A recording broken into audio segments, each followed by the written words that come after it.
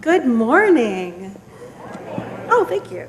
On behalf of Congregation Beth Shalom Rodfei Tzedek, welcome. I'm Rabbi Marcy Bellows, and it is such a joy to gather this morning to honor someone who has made an extraordinary contribution to our wider community and who is also a cherished member of our synagogue family, Michael Roth. Michael Roth's work has exemplified a commitment to peace and justice, among the most fundamental values in Jewish tradition. Through his leadership, writing, teaching, and public engagement, he has demonstrated how education can be a force for understanding and dialogue and a more just society. The Book of Psalms teaches, Bakesh Shalom v'rodvehu, seek peace and pursue it. Most things come to us if we wait for them, just keep waiting. But peace is different. Peace requires active effort. The rabbis taught that if peace is nearby, seek it there. If it is far away, pursue it there. We're called not merely to hope for peace, but to go after it. Today we gather to honor a leader whose work reflects that sacred calling.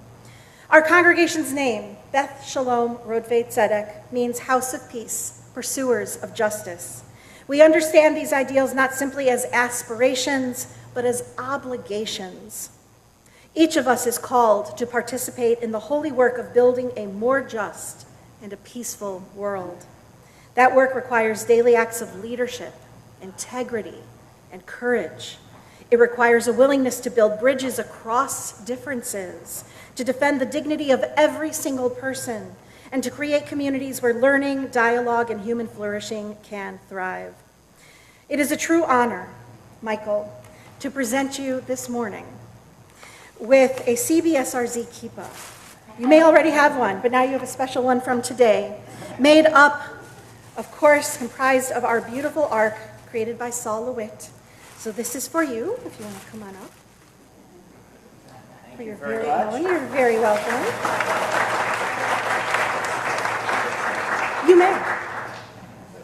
May today's celebration inspire all of us to renew our commitment to this sacred work and the ongoing task of tikkun olam, repairing our broken world. I'd now like to invite up Susan Peck.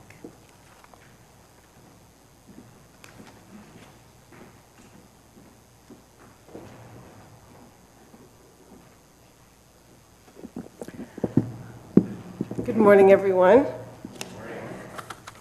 Thank you so much for joining us today. My name is Susan Peck, and I've had the honor of serving as chair of the 2026 CBSRZ Pursuers of Peace, Philip Scheffler Pursuers of Peace and Justice Award. I can't tell you how many times I've said that, and I usually say it perfectly. Well, we are so happy to have this wonderful crowd, a very eclectic crowd, I have to say, to celebrate Michael Roth as the fourth recipient of our award. But before I tell you about the history of the award, I just want to thank a few people, my committee in particular, Rabbi Bellows, who served on the committee, Alan Appel, Stephen Davis, Bruce Josephi, Ramsey Scheffler-Claff, Ellen Nodelman, Michael Price, and Michael Prigoff. So I also want to thank our staff for doing the amazing work to get us to where we need to get to. Wendy Byer, our temple administrator, and her assistant, Debbie St. John, who's here with us today, doing a terrific job. There are several others to thank just briefly who would, in these events, would not be as special as they are if we didn't have these folks to provide the expertise that they do. Belinda Brennan, our cantor,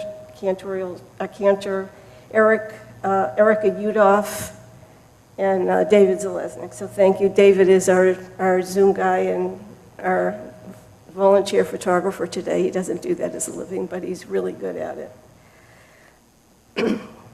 And, of course, there are always many others, too numerous to mention, who are assisting us today.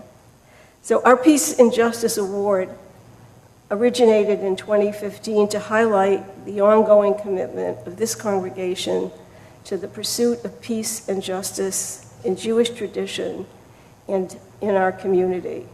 The name of the award, as the rabbi indicated to you, is derived from the name of our blended congregation, Beth Shalom, House of Peace, Roth Tzedek, Pursuers of Justice. In 2016, the award was renamed to honor the memory of the extraordinary journalist, Phil Scheffler, who passed away that year at the age of 86.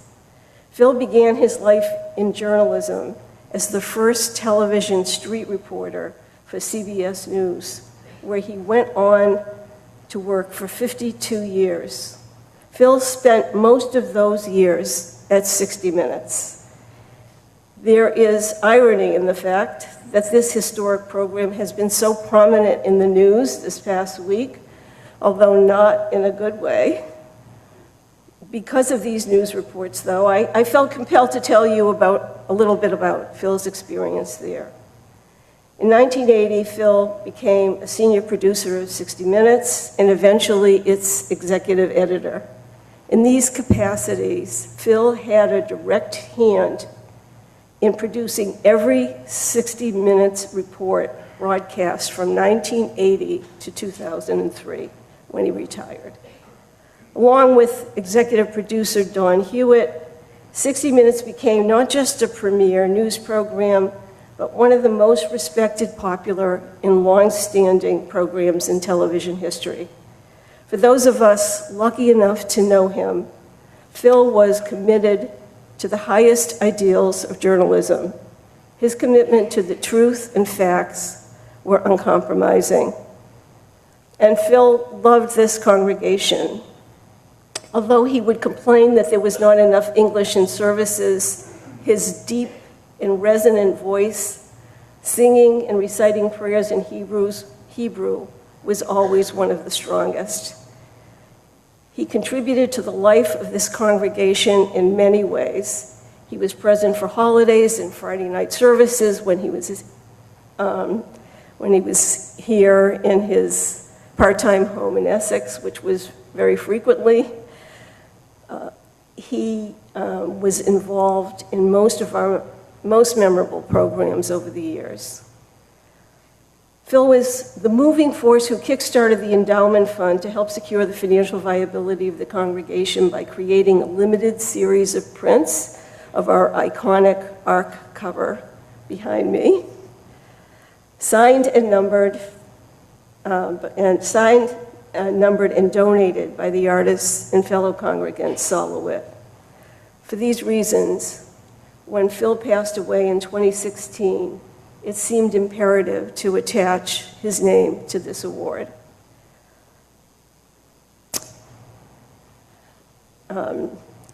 Particularly when we have the good fortune to be presenting the award to someone like Michael Roth. We honor Michael today for his vision, his voice, and his actions in these perilous times that echo the cherished values and ideals which underlie the Peace and Justice Award. Before I conclude, I just want to thank we have some of our public officials here today, and I want to thank them for being here. We have our First Selectman, Cindy Lignar, here in Chester, and Selectman Paul Radici, also of Chester. I don't know if we have anyone. I wasn't able to see who checked in, so if we have anyone else, any other public official here, please, at some point, if you'll make yourself known to me, I would appreciate it. So I now invite Ethan Kleinberg, our congregant and Wesleyan University class of 1958 Distinguished Professor of History and Letters, to introduce Michael Roth and present the 2026 Philip Scheffler Pursuers of Peace and Justice Award.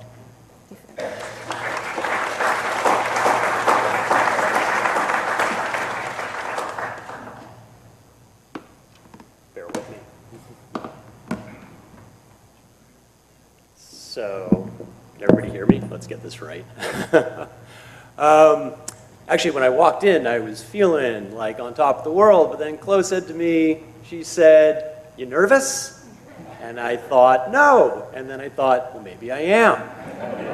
What happens when you mess up the introduction for your boss? Well, we're going to find out. So, as you've gleaned from that remark, Michael is the president of Wesleyan University, where he's served since 2007.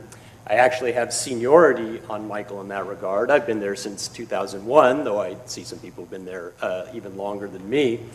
But I did want to mention that I've known Michael much longer than that, because when I was a graduate student at UCLA, and Michael was a professor at Scripps College, I was working on my dissertation, and I met him at a party at another professor's house, and he asked me what I was working on and what I was doing. And as he found out what I was working on, he said, "You know, I've got some contacts for you. I've got actually some sources that would be, I think, really helpful for your dissertation and your work." And it may not be the same now, but at least then my experience was that historians were pretty guarded about their sources, especially if they were the only ones who had access to them. But Michael wasn't. He was incredibly generous. He was incredibly helpful. He really didn't know me from Adam, but he really wanted to help me out and help me succeed in my work. And I say that because it's really the case that Michael is a mensch. He's a mensch. But that's not why we're here. Because there are lots of mensches, mention. There's lots of mensches. We'd like that there were more, but there are plenty. No. We're here because Michael is a mensch with the courage of his convictions. He's someone who is willing to stand up for what is right and stand against injustice, no matter the cost. And this is something I think much more rare, especially right now. At a time when academic freedom is under attack and university presidents are hiding behind professions of political neutrality like so many ostriches with their heads in the sand, Michael has stood tall and championed opposition to the assault on academia and on democracy itself. He's done so through opinion pieces in major news outlets, interviews on television and radio, through essays, public commentary, and through his books. And I do want to point out that none of this is new. Throughout his career, he has combined scholarly rigor with an unusual ability to speak beyond the academy to broader public audiences. In particular, Michael has consistently argued that education is not simply a means of professional advancement, but a practice of freedom. It's one that equips people to engage critically with the world and, crucially, with one another. So these commitments, I would argue, are evident in all his books, but I just want to point to one, Safe Enough Spaces, or as he would say, Safe Enough Spaces, a pragmatist approach to inclusion, free speech, and political correctness on college campuses. So in that work, Michael rejects the false dichotomy between inclusion and free expression. Instead, he argues that colleges and universities must create environments that are safe enough for students to feel included, but also to take intellectual risks, encounter challenging ideas, and engage in meaningful disagreement. A university or college, he suggests, should neither shelter students from every discomfort nor expose them to needless harm. Instead, it should cultivate the conditions under which learning can flourish through dialogue, debate, and mutual respect. And Michael's commitment to democratic culture extends well beyond the classroom, where he still teaches, I should say. I don't know that many university presidents who do so. As the United States approaches its 250th anniversary, he has spearheaded Wesleyan's Democracy 250 initiative, a series of conversations, lectures, and public programs designed to encourage reflection on the meaning and the future of American democracy. The project asks students, faculty, and citizens not only to examine our nation's history, but also to consider their own responsibilities as participants in democratic life. Through these efforts, Michael has emphasized that higher education should not merely transmit knowledge, it should cultivate informed, engaged citizens capable of sustaining democratic institutions, especially in times of challenge and uncertainty. And perhaps even more ambitiously, Michael has championed Democracy Summer, and this is a nationwide, nonpartisan initiative that seeks to place students in election offices, civic organizations, and public service programs across the country. Developed through Wesleyan and its partners, Democracy Summer combines education with public engagement, giving students practical experience in election administration, voter access, civic communication, and democratic participation. Now, Michael has described the project as part of higher education's obligation to defend the conditions that make free inquiry possible. So rather than responding to democratic erosion with cynicism or simply throwing one's hands up, Democracy Summer encourages students to become active stewards of democratic institutions and processes, getting them engaged and making them aware that they can have a positive contribution. Now, what's striking about these initiatives is that they bring together themes that have animated Michael's work for decades: education as a practice of freedom, intellectual openness, civic responsibility, and the conviction that democracy is not self-sustaining. We have to give it the oxygen to keep it alive. It requires citizens willing to participate, institutions willing to defend their independence, and crucially, leaders like Michael willing to encourage dialogue across difference. These are not only educational values, they are also, I would argue, the foundations of peace and justice. In recent years, these commitments have taken on a particular urgency. Across the country, debates over academic freedom, free speech, and the role of universities have become increasingly contentious. Michael has emerged as one of the most visible defenders of the idea that universities serve democracy best when they remain places of intellectual independence and robust inquiry. He has repeatedly argued that freedom of expression depends not only on legal protections, but also on a culture that welcomes diverse viewpoints and encourages people to engage one another in good faith. And I think that's part of the key, that you have to be able to disagree, but you have to be able to do so in good faith. Michael has also been an important public voice in confronting the resurgence of anti-Semitism in American public life and on college campuses. Drawing on both his experience as a historian and as president of Wesleyan, he has spoken candidly about the ways anti-Semitism continues to adapt to changing political and cultural circumstances while retaining its capacity to marginalize, threaten, and dehumanize. He has argued that universities have a responsibility to take anti-Semitism seriously, not as an abstract issue or as a one-size-fits-all accusation, but as a real and complex problem affecting students, faculty, and the broader civic culture. And here again, what's notable about Michael's stance is that he has refused to separate the struggle against anti-Semitism from the broader defense of democratic values. He has consistently maintained that universities must be places where Jewish students can feel secure and respected, while also preserving the open exchange of ideas that defines academic life.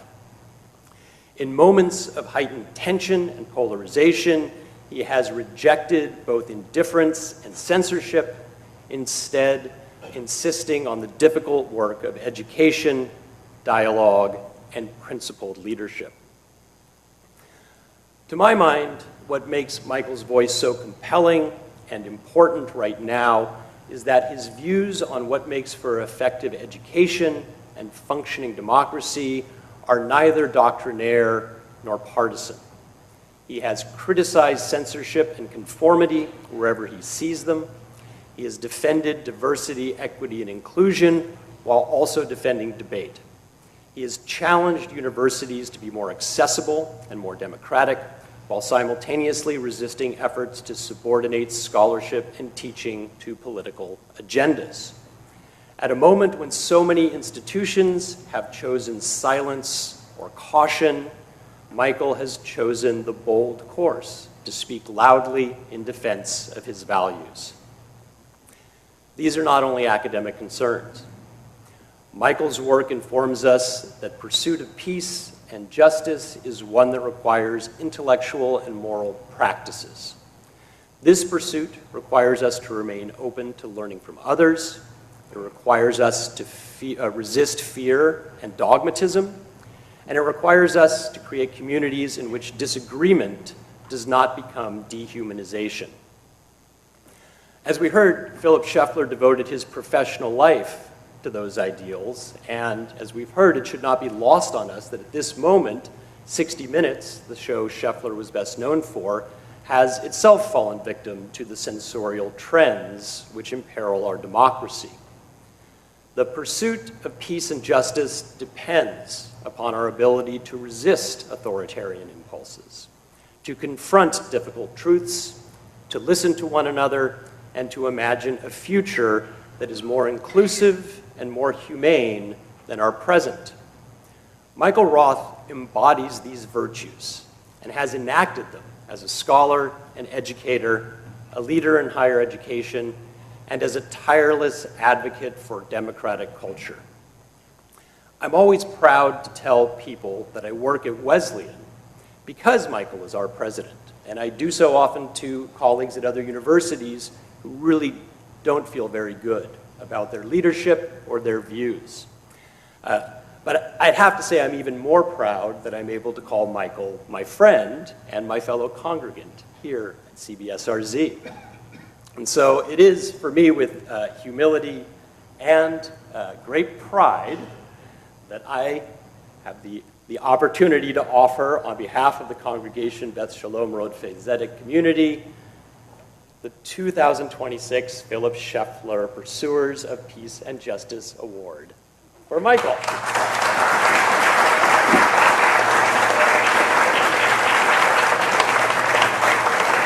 Wow!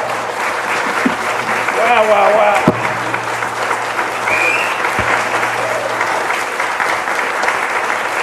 Thank you. Oh, wait, I get to do it. See you. Telling you, Rabbi, that's my favorite thing. I'm going to try to turn this off so I have a microphone on my shirt. Let's see if I can do that. Maybe not. All right, let's try. I don't want to get feedback. Let's see if this works. Thank you for coming. Oh, there we go. Whoa! Thank you for coming. And I have some notes that I should have out here. But it's great. It's great to be here. So thank you. So my favorite movies to teach is Stella Dallas, and in Stella Dallas there is this extraordinarily painful scene in which there's a birthday party, and one by one they call and say that they're not coming. And I've seen this film 15 times because I teach it, and it's always so horrible. So I was leaving the house this morning. I said, the car says, "Who do you think is going to be there?" I said, "No one. No one's coming. It's Sunday's beautiful day. No one's going to be there. It's going to be so embarrassing." So thank you so much for coming. I want to thank my fellow congregants, my fellow scrollers, the Wesleyan folks who are here, even my bandmates. I'm in a geezer rock band. We're always looking for a gig. So if anybody here wants us to come and play classic rock and roll, the Louise Brown update there, we just need some help with our equipment because we're all old. But it's great to be with you. You know, I'm here. I was telling Henry Gottlieb this before. I'm here because I went to the shul in Middletown. The first fall, 2007, went to the temple in Middletown, and second day of Rosh Hashanah. I walk in, and there's no one there. Morning services, like almost no one. Maybe they had 10 people. Big place, you know, not like this, but you know, big place.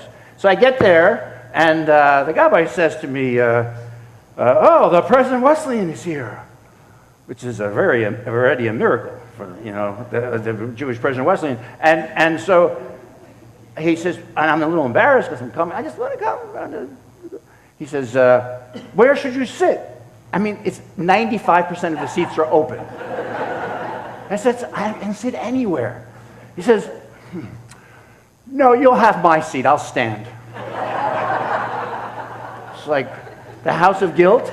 And so so then I came here, and the door was locked, and I knocked on the door. It was a morning, Saturday morning, and Henry Gottlieb comes there, and he's wearing a T-shirt that says "Fuck fascism."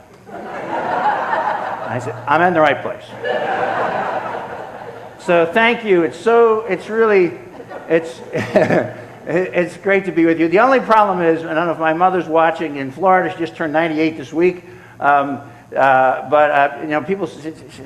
I understand. Okay, the justice you're pursuing. Okay, you've been pursuing it for a long time. Peace. I'm not known among my friends and family as a peacemaker. I was in Los Angeles yesterday at a conference, and there were any questions from the audience? No one had a question. So I raised my hand. The panelist said, "Uh-oh." I hadn't been in this place in 15 years. And I was like, "Uh-oh, there he goes." Michael Conflict Roth. I like to think of it as an ambivalence, not conflict, but that's for my therapist. All right, so I'm going to talk to you a little bit about, I think I gave the title, Leaving the Narrow Place.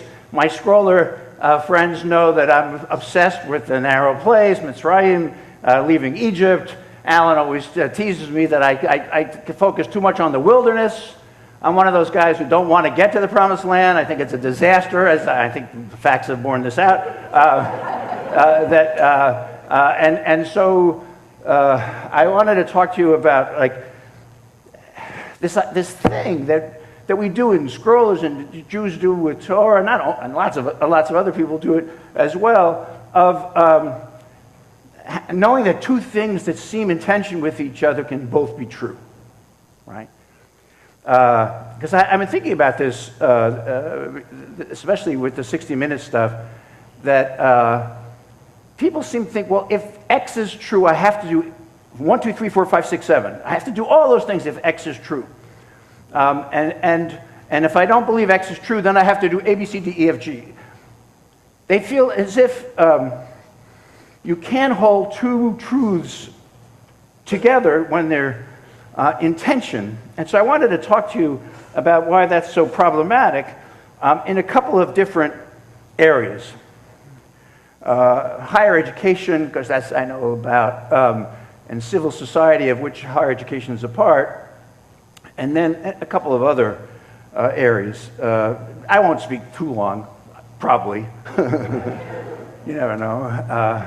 Kari will go like that at some point if I go too long. But you know, everybody knows that higher education has many problems, right? It's not a perfect place. There are lots of things wrong with colleges and universities.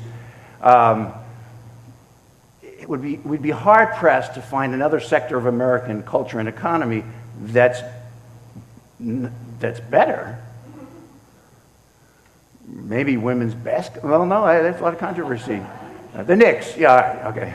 But it's hard to find another sector that actually performs at that level. Nonetheless, there are a lot of things about higher education that are problematic, from cost to political correctness to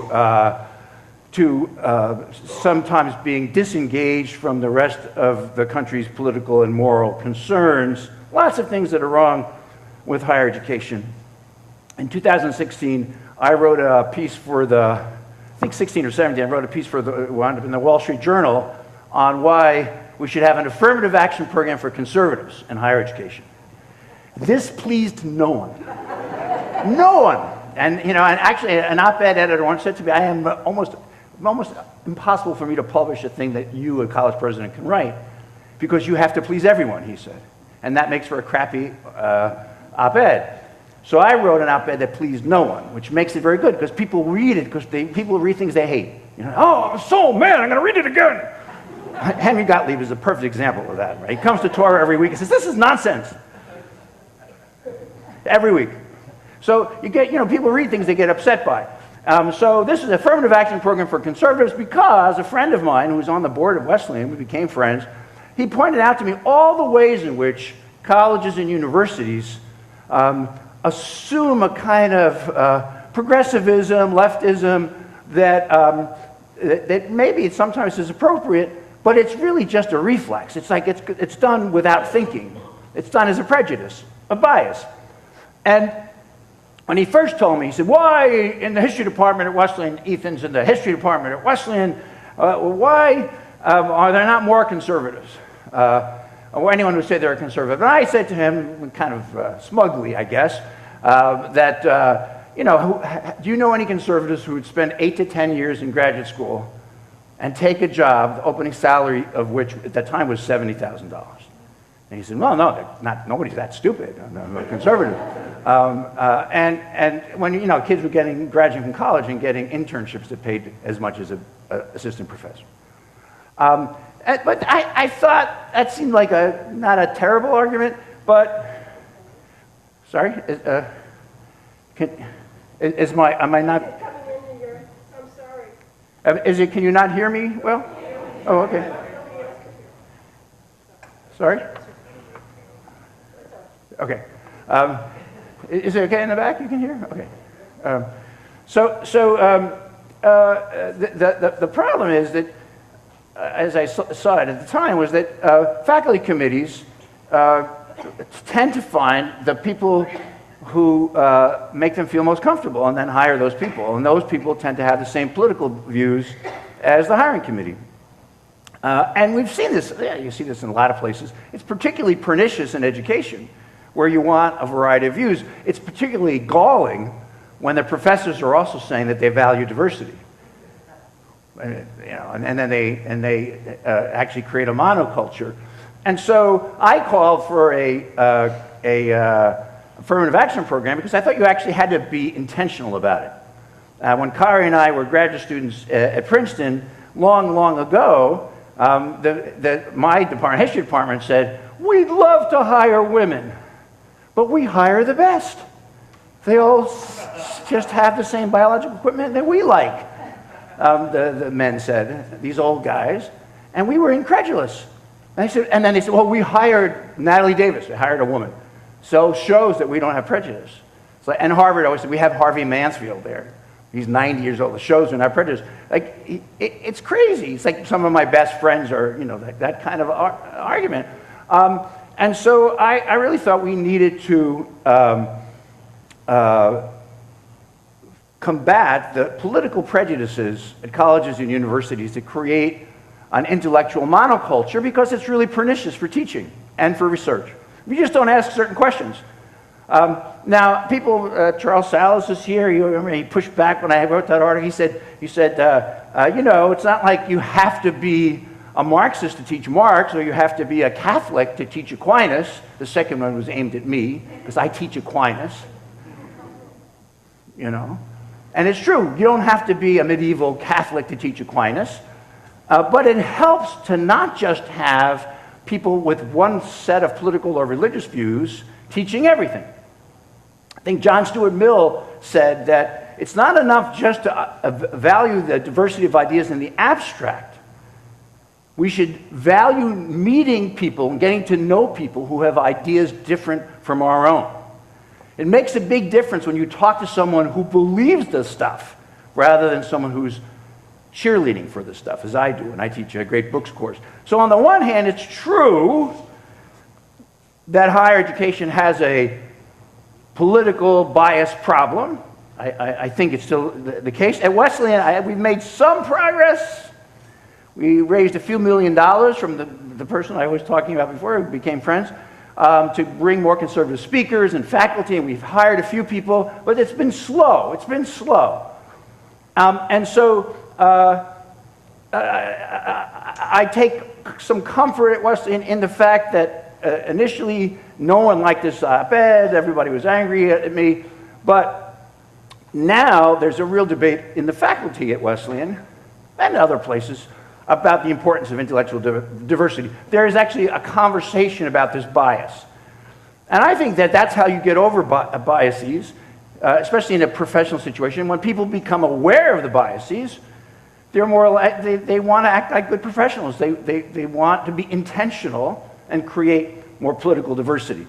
So that's true that we have a problem of political monoculture. I hope it's getting a little bit better. But it's also true that the government assault on higher education is a disaster, undermining the very foundations of what we do: freedom of association, inquiry, and expression.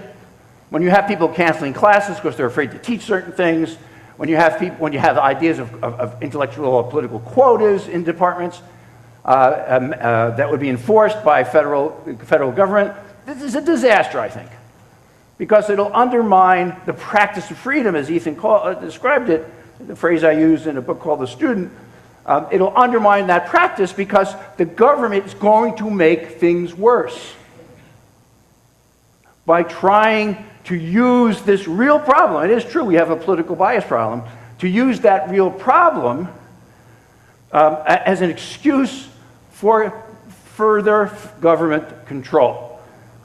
To give you another example, it's very clear that there aren't a lot of men who go into pediatrics. I don't know about you, but I would not want the government saying, okay, we're going to make all this orthopedic, because there are many more men in orthopedics, we're going to make them treat children. It'd be a disaster. All these guys who don't care about the patient as a whole, treating a 5-year-old? Are there any orthopedics in the audience? Orthopedists? Orthodontists, I think maybe. But you see what I mean? You don't want the government having a litmus test. So there are both things are true, that you have a problem, but also that the government intervention is a mistake. Civil society is another area. More broadly, I just came back from the Getty Center, where I used to work, and I was urging people at the Getty Center to be more aggressive in defending the autonomy of civil society, because what's happening in our country when you have a government aiming at more control over law firms, media companies, colleges and universities, the Boy Scouts, you have the erosion of this very vital sector of American society that defends freedom simply by existing somewhat autonomously from government control. I mean, Tocqueville noticed this in the 1800s, and people have remarked about it for many, many years. It could be local libraries, it could be school districts, that the autonomy of civil society is so vital. And yet it can also be true that in America, civil society has also functioned to protect racism, anti-Semitism, misogyny. That's also true. That these same groups who don't have allegiance to the federal government can do pernicious things. I think the fact that those two things are true does not mean we shouldn't now, in this context, defend the autonomy of civil society against encroachment by the federal government. And I say this, I talk in these terms about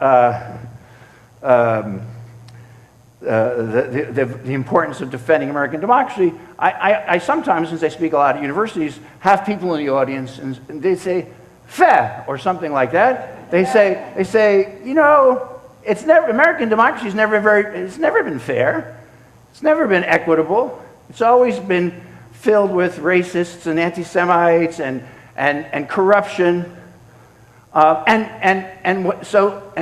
follows from that, they think, is you shouldn't have to, you shouldn't try to defend it. But it doesn't follow from that you shouldn't try to defend it.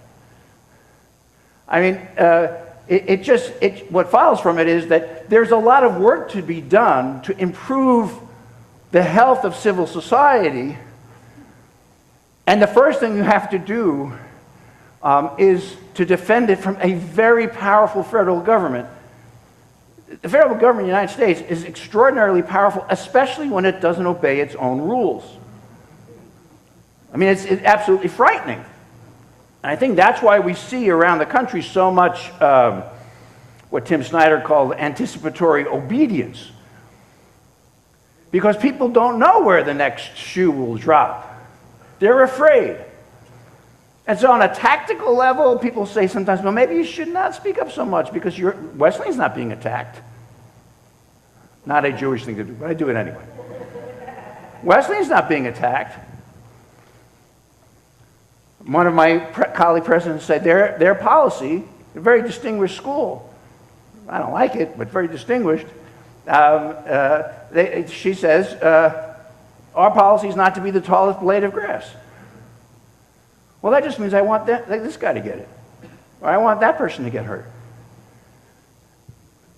Totally unethical. But practically speaking, one can understand it. So I think that standing up for civil society at a time when it's being attacked it should be something we do, not because we don't know that there are problems in civil society. Standing up for higher education is not something we refuse to do because there are problems in higher education. There are problems in these sectors.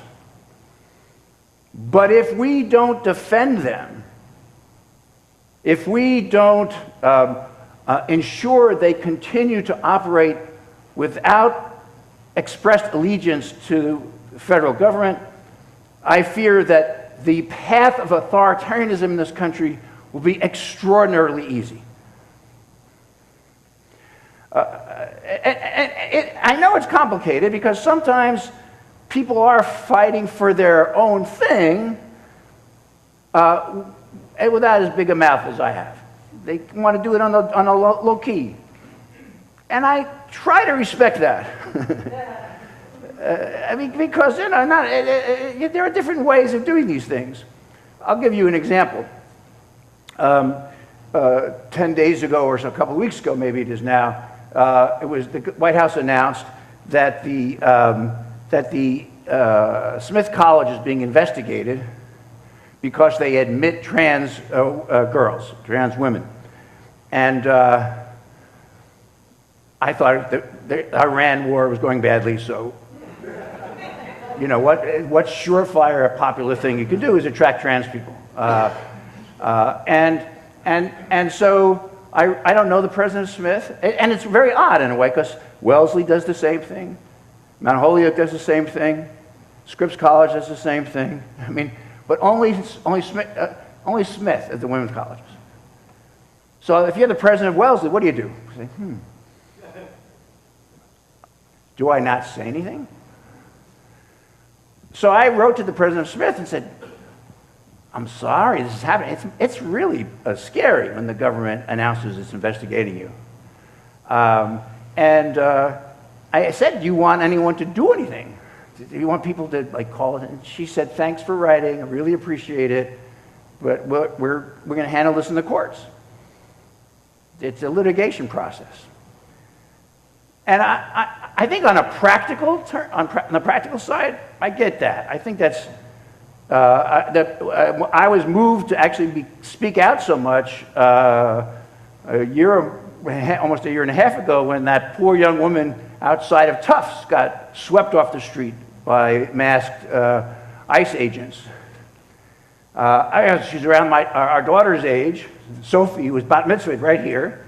And I see this kid, she's scared to death. A bunch of guys come and grab her and they take her off, But the president of Tufts, he wanted to just get her out of jail. when I wrote to him, he was not so happy to have Michael Roth championing his cause. He wanted to get her out of jail. So I get that. It's just on the purely practical or tactical level, it's important to get somebody out of jail or to end the investigation of trans kids at Smith. But I'm afraid if everybody does that, then the precedent of the government being able to push people around in this way just becomes normalized, just becomes a normal thing. And so sometimes I say, you know, I can't blame a parent for paying a ransom when their kid is kidnapped. But I don't praise the terms of the deal once the deal is made. And so I find myself in public talking about the terms of the deal. And sometimes there is a conflict with the person who's just trying to get the person released, getting the kid free. And I don't know what to do about that, so I say you have to have these two things true at once. I have the ambivalence, because I don't know how to solve that corruption. At the Getty Center, I got a lot of pushback from the president of the Getty Trust, because I said they're doing all these great things right there on the campus. They have right now a wonderful exhibition on the black arts movement. But if you do that in some places in the United States right now, the federal government will say you're in violation of civil rights statutes because you have to do a white arts movement. UCLA, 5 minutes from the Getty. Medical school's being investigated. Why? They have too many black people in the entering class. That's it. Straightforward.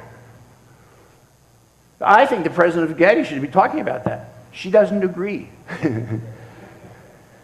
She thinks they're doing good stuff at the Getty. They're leading by example. They created a whole network of black art history fellowships. They have an international program that's fantastic. I mean, kind of decentering European perspectives on our history. Really interesting, great things. I think they also have responsibility to say, you should be able to do that in Chester, and you should be able to do that in Boston. You should be able to do that. But there are tensions around that. There's certainly tensions around that. And maybe the last example I give you that, yeah, because they're probably Barry Weiss fans here, right? Because many of you like Israel. Barry Weiss sees only the good in Israel. And she's smart cookie. Pittsburgh, Squirrel Hill, I think it is, right? I met her when she was before she talked only to billionaires, and clearly a smart, ambitious, thoughtful person, and she built a free press as a kind of outlet for Zionist news and pro-Israel reporting, and really good reporting at times. I get it in my box every morning, for free. I know. I thought that would be funny, but so I think you could say that Barry Weiss is like an interesting figure in American journalism, has been, and also point out that she's doing the work of the devil, that is the federal government, in this case, of not only destroying 60 Minutes, which right today for this occasion is so extraordinary. You had in this congregation Phil and Morley Safer, and an organization that proudly, the cliche is spoke truth to power. But in their case, it wasn't a cliche. I mean, they put their heads in the mouths of the tigers and went to the battlefields, and so it may be true that the average age of the 60-minute viewer, I saw this online, I'm not sure it's true, is 65, and that is a problem. It is true that news has to be modernized, and there are different ways to do it. But it's also true that this is a blatant attempt to curry favor with the Trump administration so as to make the business prospects better for the parent company as they pursue mergers. And so I think that leaving the narrow place is being willing to recognize that truths can be in tension with one another, and that when they're in tension with one another, one can point out those tensions while at the same time not giving up one's responsibility to take action. In other words, you can imagine, like, at Western we have these people, a smart undergraduate, said, oh, I can see all the problems with this, and whatever you do that's going to be problematic is the word. Whatever you do, it's going to be fraught. Whatever you do, it's going to be problematic. As if that relieves you of the obligation to act. It does not. It does not. We are encouraging student participation in the electoral system this summer. We are building something called Democracy 250, or with institutions all over the country. And of course, being a lefty group of people at Wesleyan and my colleagues at many other places say, democracy, you've never had a democracy. You don't know what a democracy is. I say, duh, is my response. Of course. We don't, of course it's fraud. Of course right now there's a massive effort to take away political power, just the franchise from black people. I mean, these are all true, but that doesn't relieve one, I don't think, of the obligation to act. As a citizen, and in my case, since I have a bima, I don't want to say a bully bima, bully bima, I never thought about that, to actually talk about it, to encourage people to act, because the students will say, well, why should I be involved? Why should I work for... I mean, the Atlantic tells me that we should vote for Susan Collins. That was kind of a joke, but not really. So you don't have to laugh at that one. Because the Planner's such a, he said, yeah, it's such a flawed candidate. The Atlantic has 6 articles on that in 48 hours. It would be like if they said to my ex-wife, one of them, you think he's a good university president? One of them would not, it wouldn't be good if they called. Actually, both of them would be terrible. So that's the kind of reporting we get. What does that encourage? I tell you that not just to try to be funny unsuccessfully, but because it encourages cynicism. And cynicism is the best excuse for inaction. I'm not going to get involved because it's so corrupt. Where the real answer is, I have to get involved because it's so corrupt. I have to try to make it a little better. Justice, justice you shall pursue. One of the kinds of things we wrestle with in scrollers. Why twice? Why is it justice, justice? Sometimes we say, because it's so important. It has to be said twice. But maybe it's because it's so hard. It's so hard. Because even when you pursue justice, you have to do stuff that's not just, not pretty, not perfect. Maybe you have to participate in systems that are and hold your nose while doing so. But justice, justice you shall pursue, the Torah tells us. And that means, I think, speaking out against injustice. It means trying to participate in systems that make injustice less painful for the most vulnerable.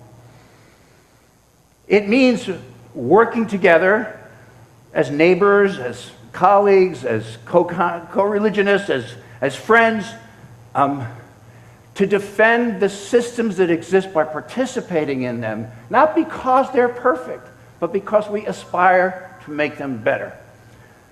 So for all those reasons, I'm extremely honored to receive this award, and I thank you for giving it to me.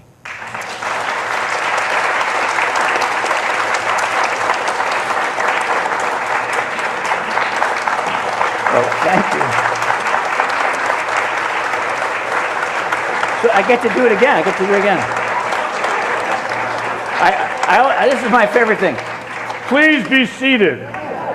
I say that at graduation so much, I feel like a rabbi. I don't tell anyone at Wesleyan. So I can take questions, yeah? You want me to moderate? Sure, go ahead. Why don't you do it? So we have time I told you, Susan. My bubble, Michael. Michael the Elder. Michael the Elder. I wanted you to say it. So first of all, thank you, Michael, for everything that you do. Thank you, Michael, for everything you do. Studying with you is a treat. But a harsh question.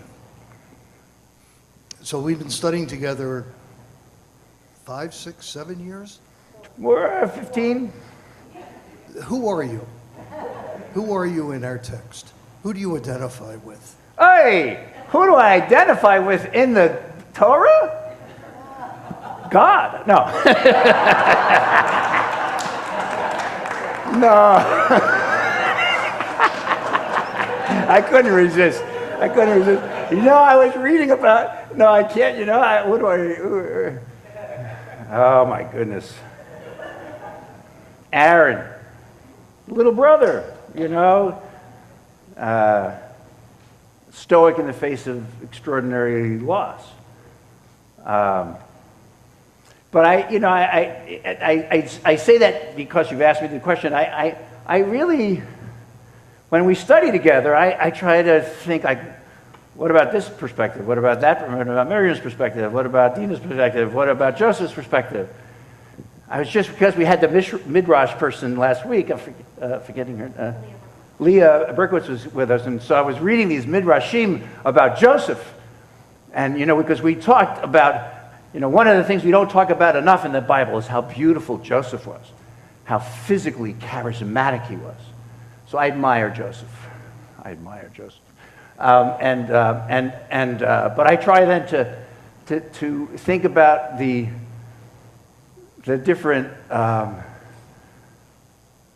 different ways in which people, as they're portrayed in the Torah, experience the world, and how in the end, happily, we don't have to choose one perspective. That's the thing, right? You can take these Aaron's and Moses's and try to think through from different perspectives, which I think is our job as interpreters, not to get the lesson, but to get the multiplicity of lessons. Other questions? Is right in the center. Mm-hmm.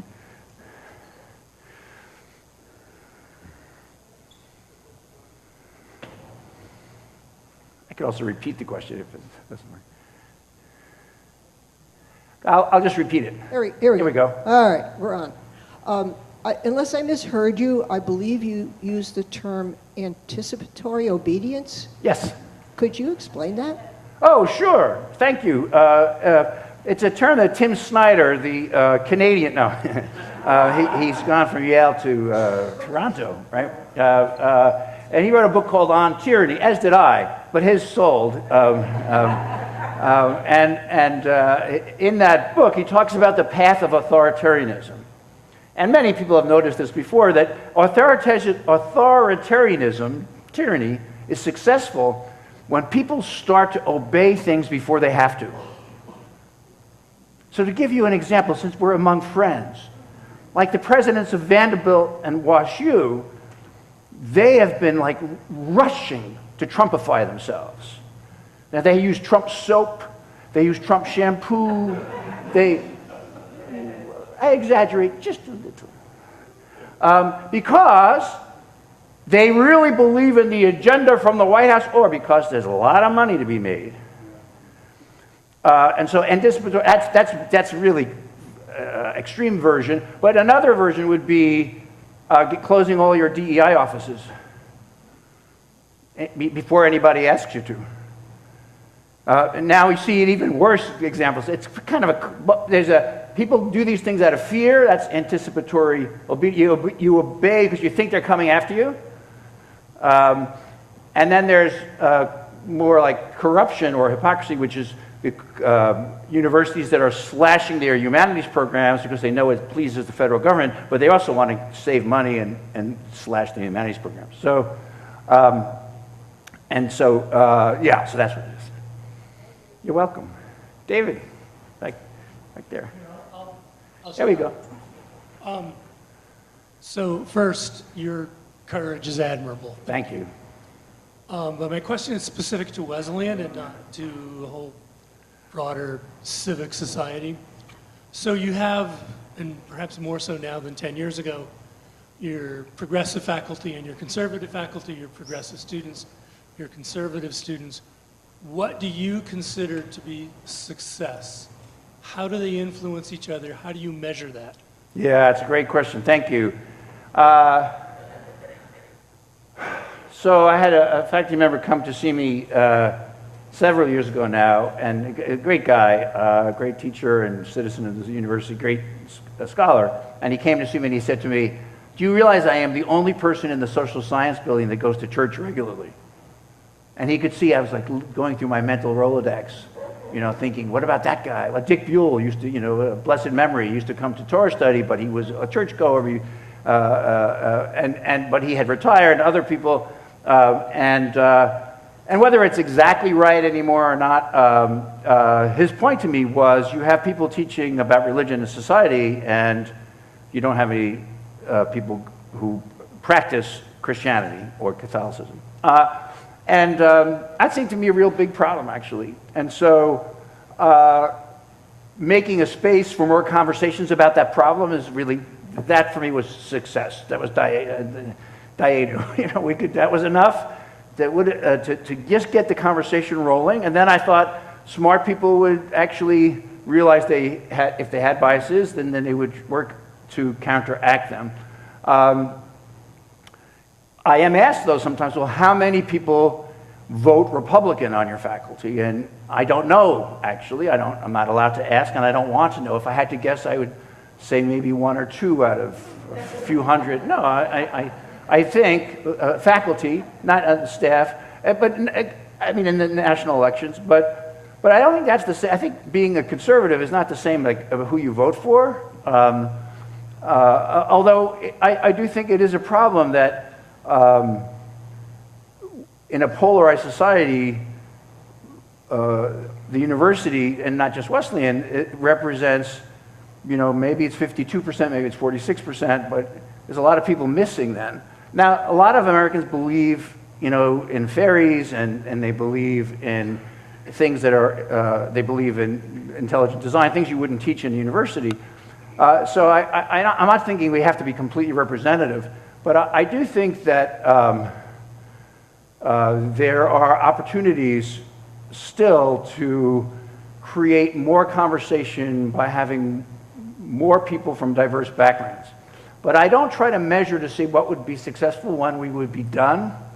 I think partly because it's illegal, and partly because I'm not sure it's easily measurable, because you might hire, I don't know, Ethan as a young person might start off in a certain political, an intellectual way, but now is doing things quite different than when he started, in scholarly ways.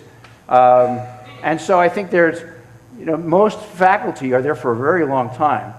The staff is more politically diverse, I think, but I guess what feels like success to me is when there are good conversations about this issue or other issues in which I can hear a variety of perspectives being voiced. Because what we know from social psychology is that when you have people of all the same opinion in discussing things, they get more extreme. In order to stand out, you have to get more extreme. And that, I think, is counter-education.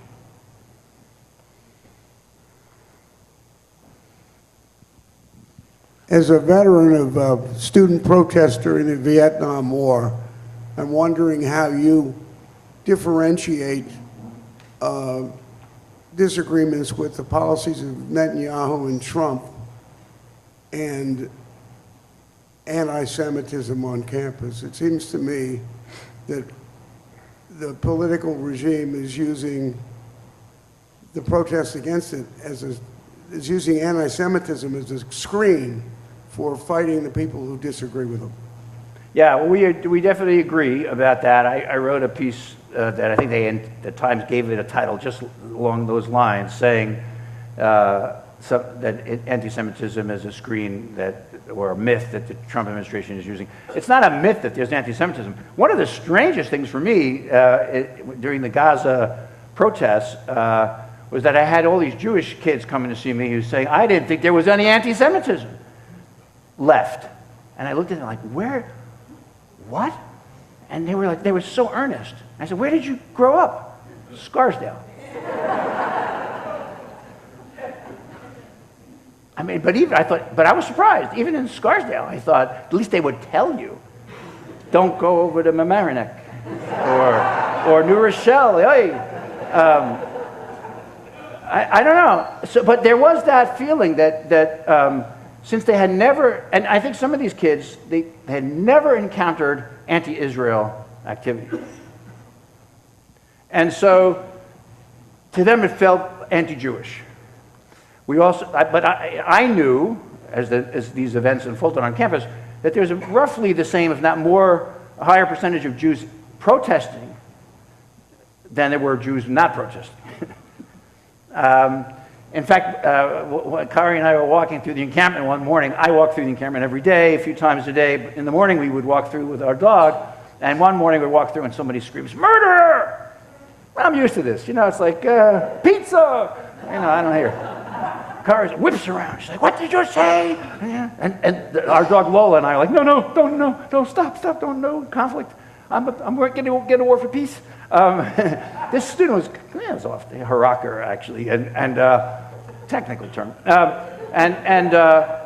We wind up walking on. A little later, I get, I think, from Eval or something, emails apologizing for what happened.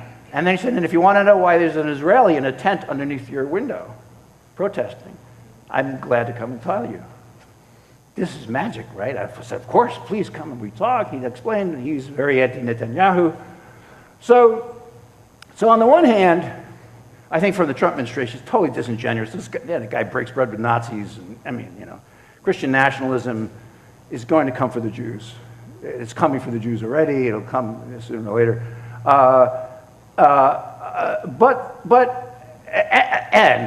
And there are people who use the anti-Israel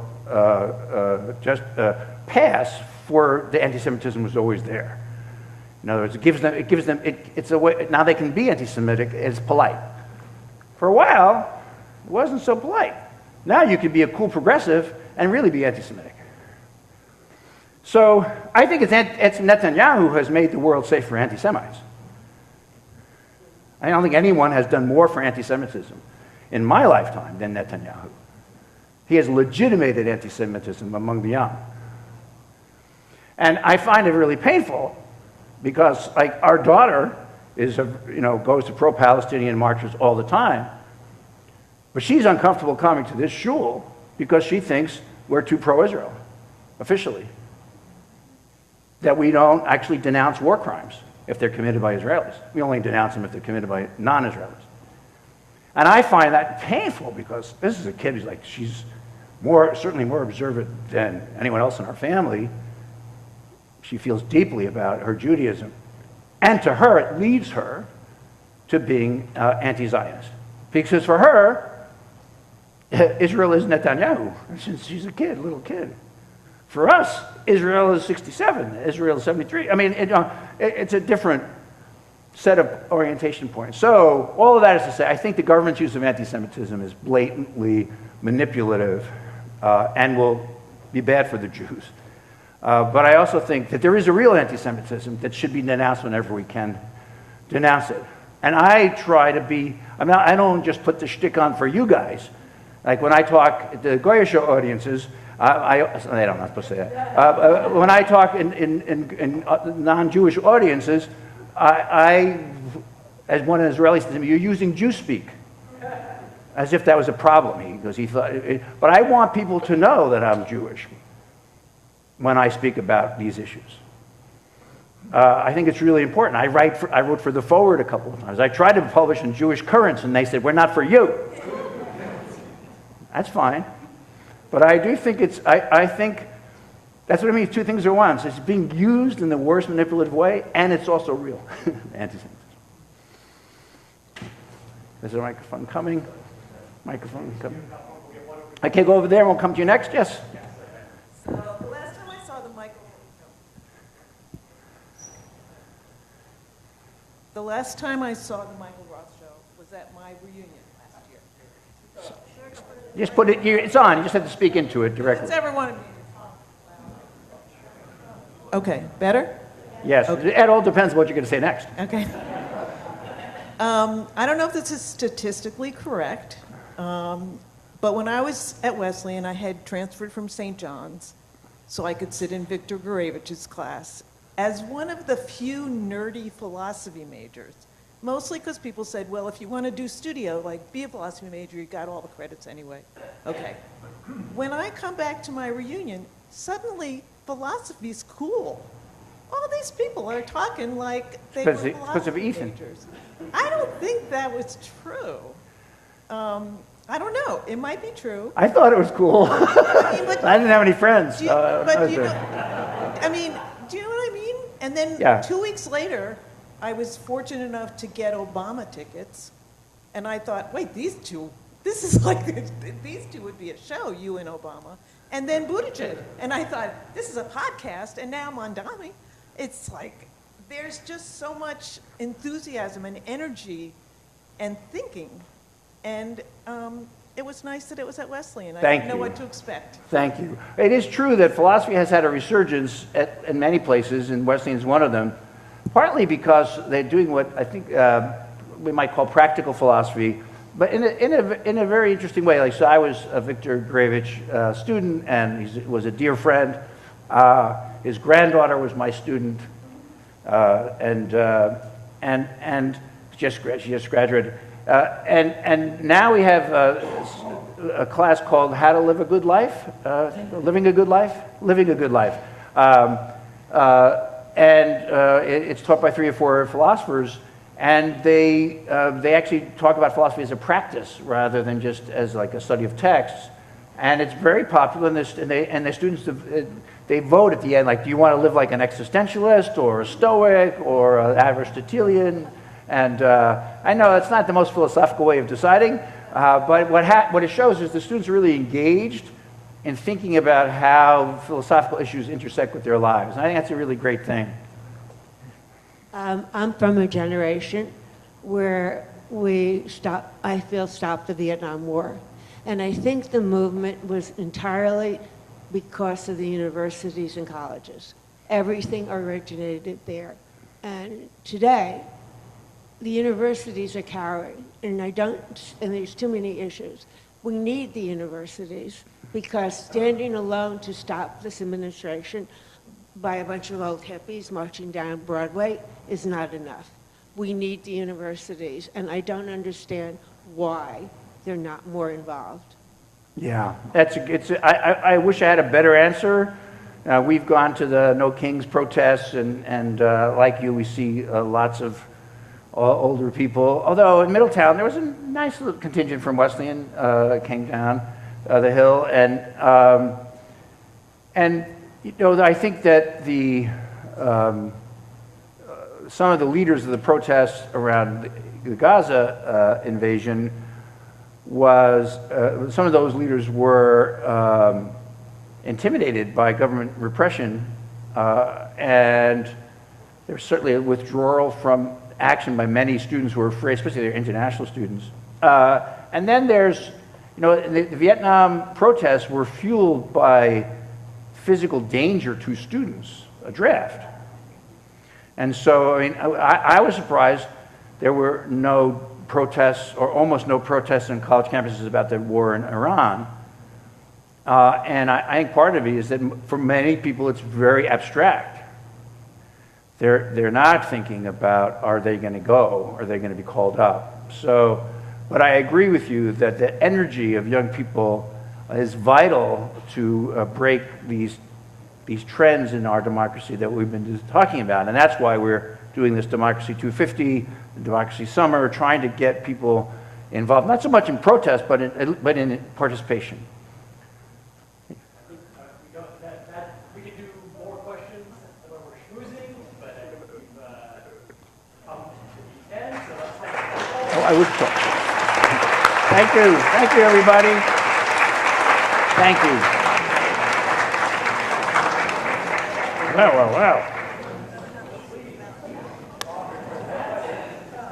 There's food in the back. I should take my microphone.